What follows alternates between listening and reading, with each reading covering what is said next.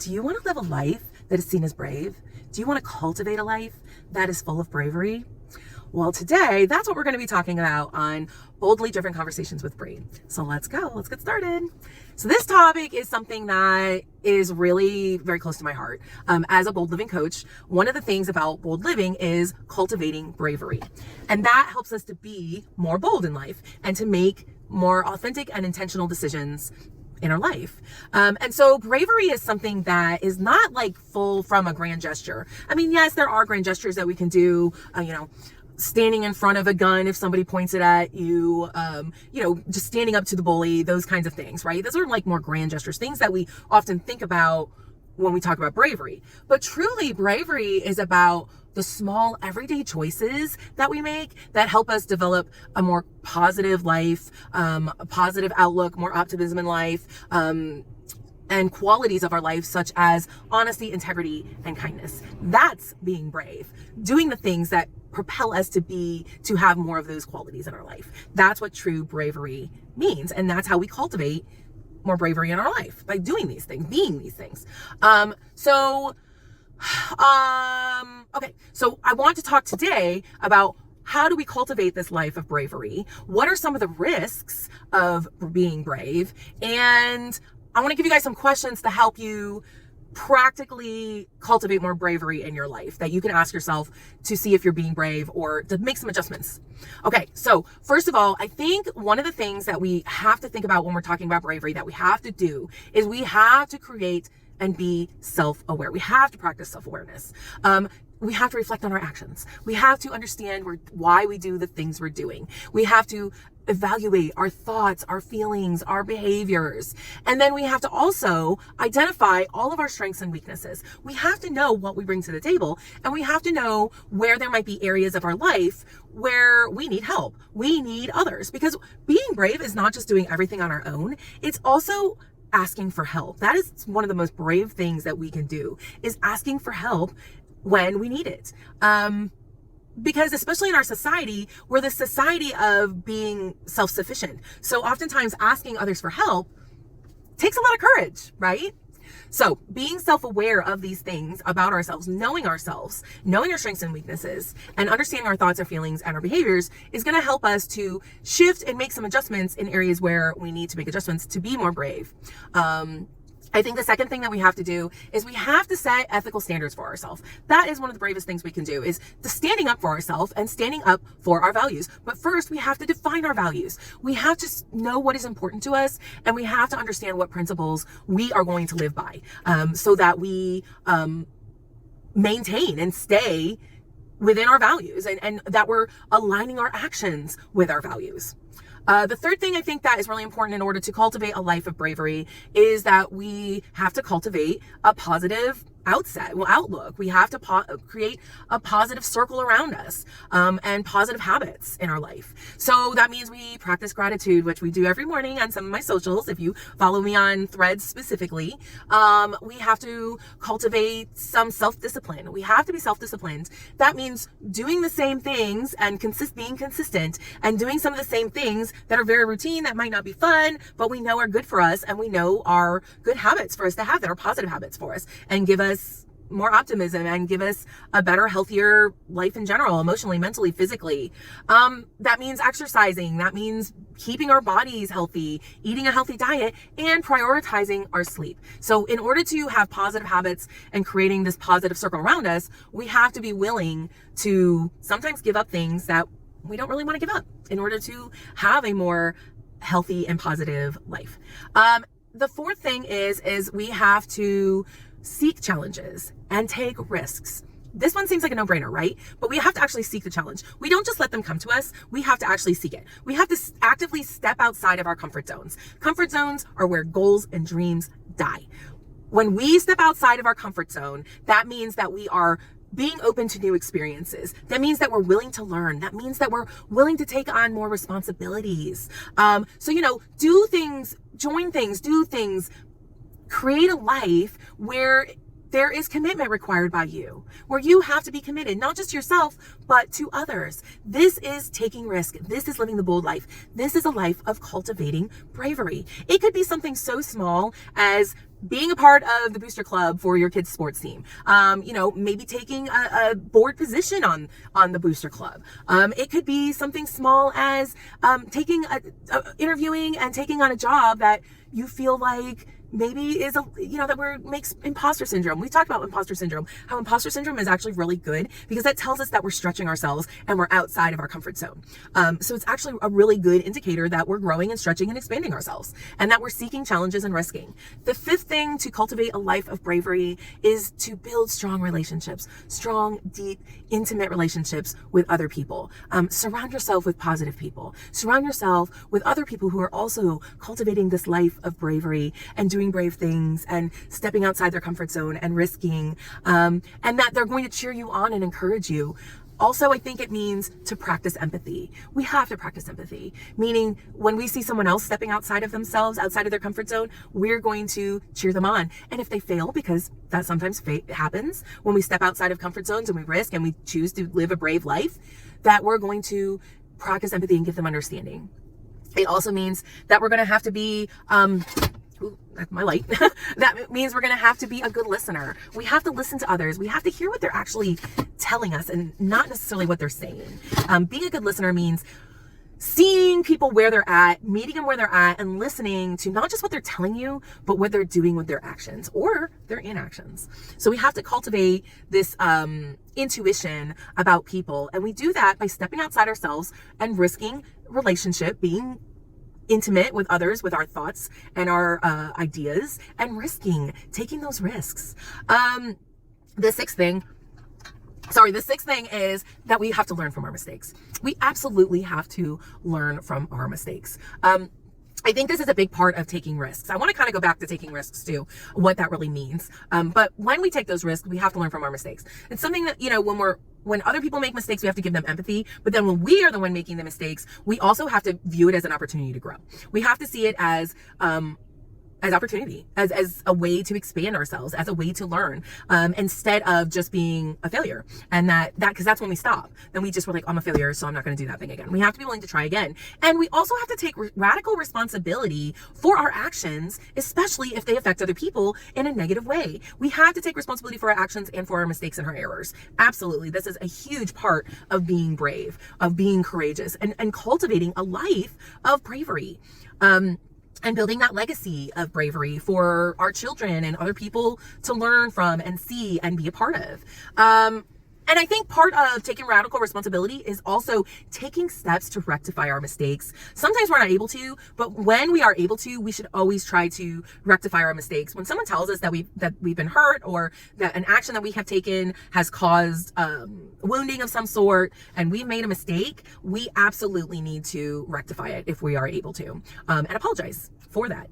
And talking about taking risks, I think that is like the crux of being a brave person, is really taking risks. It's a big part of bravery. And why this is because when we take risks and then we step outside of our comfort zone and we step outside of ourselves, this is what develops courage in us. It helps us overcome our fears and our uncertainties, because oftentimes that's what we're talking about when we're talking about being brave, is that being brave is doing things afraid. It doesn't mean when someone says, "Oh, you're so brave," to me, I'm thinking to myself, that just means I'm doing things scared, but I'm doing them. I'm actually doing the thing. That's what being brave really means, is that you're overcoming those fears and insecurities by just doing it. You're still doing it anyway. And like I said, we have to learn from our failures and see failures and mistakes that we make as valuable lessons in our growth. That's about taking risks. It's taking a risk there. And then when we take risks, we're also giving ourselves opportunity to discover our potential, because when we push our boundaries, this reveals hidden talents and skills that we probably didn't even know about. I can think of so many times in my life when I was pushed by a mentor or a teacher to do something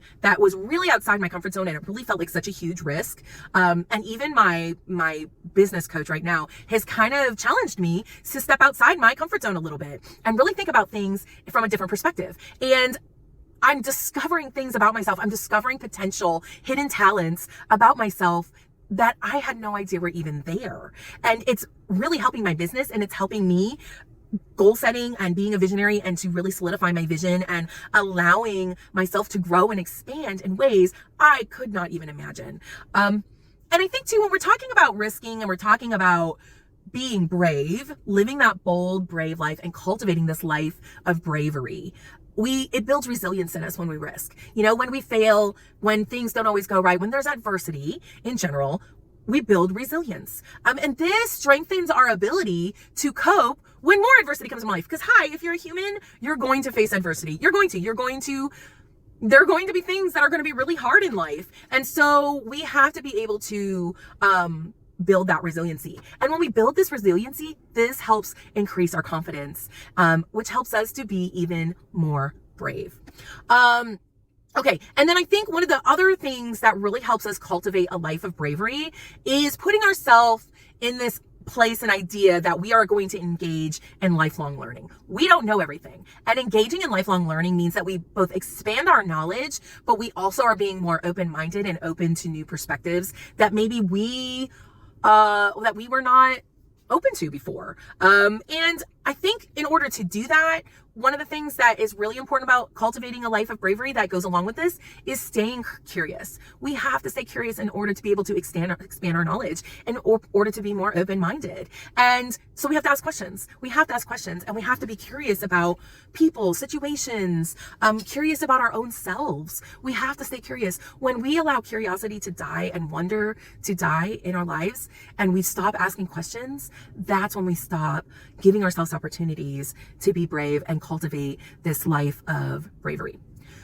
So then I think one of the questions too that comes up a lot of times when I'm talking to people about cultivating this life of bravery is that there's this idea that, but if I'm being brave, then people are going to be uncomfortable with me. And I think, why people are going to be uncomfortable with me, and I'm going to be uncomfortable with myself if I try to be more brave. So here are some of the reasons why people don't want to cultivate a life of bravery. And I think the first thing is there's that fear of failure. We're afraid to fail. I'm Enneagram 3 Wing 2, and failure is one of my biggest fear. It's my biggest fear is failing. And so I've had to reframe this whole idea of failure as being an opportunity. And when I have reframed this consistently in my life, it makes failure not seem as scary and allows me to make more courageous choices to cultivate a more brave and bold life. Oftentimes others will be jealous of us when we are being brave, and this is why they don't understand or are not comfortable when you're showing boldness and bravery. They'll be jealous. They fear change. There's a lack of understanding of why you're doing what you're doing, because people feel like they need to understand what you're doing in order to accept what you're doing. In order to give you empathy, a lot of times you feel like they have to understand what you're doing, and that's just not true. You can give empathy even if you don't understand why someone is doing something that they're doing. And a lot of this comes down to personal insecurities. That's why a lot of times people are so uncomfortable when someone else is stepping outside of themselves and being more intentional, being authentic, and being brave, being bold. They just have their own insecurities, and they just project those insecurities on all other people, and believe that everybody needs to think and be the same way they are. They don't see that you can step outside of those insecurities and do it anyway. You're afraid of it, do it anyway. That's what being brave is. And some of the reasons why we don't want to be more brave is, like I said, we have that fear of failure. We're afraid of change. We're afraid of criticism of others because of their jealousy. And we are also afraid that that there's going to be so much change in our life that we're not going to be able to keep up with it, and this is true. This is absolutely true. When we step outside of ourselves and we become more vulnerable and more authentic with other people, they're going to criticize us. We're not going to be able to keep up with it in some ways because we're going to be continually growing and expanding. And that means that requires change of us. And that feels uncomfortable to a lot of people. Okay, so questions we can ask ourselves to cultivate a more brave life. Some self-reflection questions we can ask ourselves are, what is my biggest fear? What is my biggest fear? And how do I typically respond to things I'm afraid of, to my fears? How do I respond to fear in general? And the third question, when we're talking like a self-reflection kind of question, is what past experiences have I had where I was required to be brave, and what happened? What happened? Was I brave? Did I meet the requirement? Did I stand up for myself? How was I brave? What are the past times I've been brave? And I think those are important questions to ask ourselves, because we see our experiences and we know that we can be brave, because all of us have been brave at some point in our life.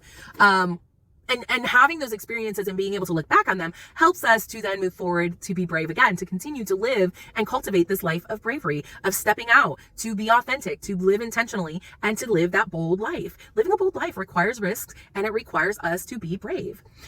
So goals, when we're talking about goals, goal type questions for ourselves when we're talking about bravery, is what to help us overcome a fear.